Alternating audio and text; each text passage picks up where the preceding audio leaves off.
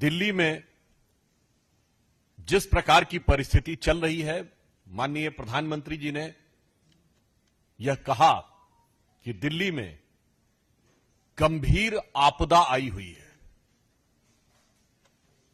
आपदाओं की तो एक श्रृंखला है जो विगत 10 वर्षों से दिल्ली की जनता सह रही है, परंतु आज हम एक गंभीर विषय के ऊपर मैं आपसे कहना चाहता हूं कि एक अत्यंत गंभीर विषय के ऊपर हम अपना पक्ष रखेंगे और प्रतिदिन एक आपदा के बारे में बताएंगे। आज दिल्ली में वित्तीय आपदा क्या आई हुई है और जिसने दिल्ली की संपदा को किस प्रकार से लूटा है, उसके बारे में हम दिल्ली की प्रबुद्ध जनता और देश का ध्यान आकृष्ट करना चाहते हैं। आप सभी जानते हैं कि वित्तीय दृष्टि से दिल्ली यानी financially Delhi was considered as one of the most efficient and prominent state. संभवतः भारत में सबसे बेहतर आर्थिक स्थिति वाले राज्यों में दिल्ली माना जाता है, जहां के लोगों की आय भी बेहतर होती है, अधिकांश सुविधाओं का वहन केंद्र सरकार करती है। और जब आम आदमी पार्टी सरकार को यह सत्ता मिली तो दिल्ली प्रॉफिट का बजट हुआ करता था।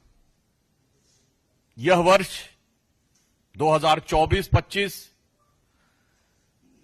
पहला वर्ष होने जा रहा है जब दिल्ली घाटे की तरफ बढ़ रहा है, और वह घाटा कितनी बड़ी चुनौती लेके आया है इसका प्रमाण यह है कि 2024-25 के यानी वर्तमान फाइनेंशियल ईयर के लिए दिल्ली सरकार ने नेशनल स्मॉल सेविंग फंड एनएसएसएफ से 10,000 करोड़ रुपए का ऋण लेने के लिए पत्रावली मूव की है।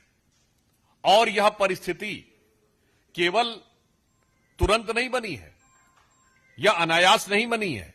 उत्तरोत्तर पिछले 10 वर्षों में दिल्ली में यह स्थिति खराब होती चली गई है।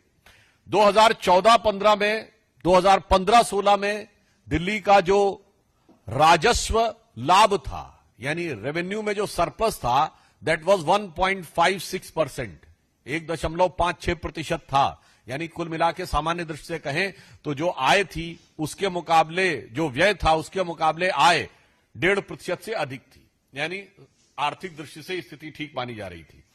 फिर वो गिरना शुरू होता है, 2016-17 में 0.85 पे आता है, फिर 0.72 पे आता है, एक बार उठ के 0.95 पहुंचता है, और 2020-21 में वो 0.19% पे आ जाता है, फिर 0.3 पे आता है, और इस साल वो निगेटिव में जाता हुआ दिखाई पड़ रहा है। अर्थात ये जो दिल्ली में घाटा उपस्थित हो गया है, ये कोई अनायास अचानक किसी परिस्थिति के कारण नहीं हुआ है। ये आंकड़े बता रहे हैं कि 10 साल निरंतर नीचे जाते जाते जाते जाते ये आज घाटे की तरफ आगे बढ़ गए। और जो नेशनल स्मॉल सेविंग फंड्स है एनएसएसएफ, उससे जो इन्होंने 10,000 करोड़ की इस बार ऋण लेने के लिए आवेदन दिया है, वो भी ऐसे नहीं है। 2016-17 में इन्होंने 2,896 करोड़ रुपए का लिया। फिर वो अमाउंट बढ़ते बढ़ते ऐसा हुआ कि विगत 3 वर्षों में 11,000 करोड़ रुपए लिए, और अभी इस एक अकेले साल में 10,000 करोड़ रुपए का डेट लेने के लिए आवेदन दिया है।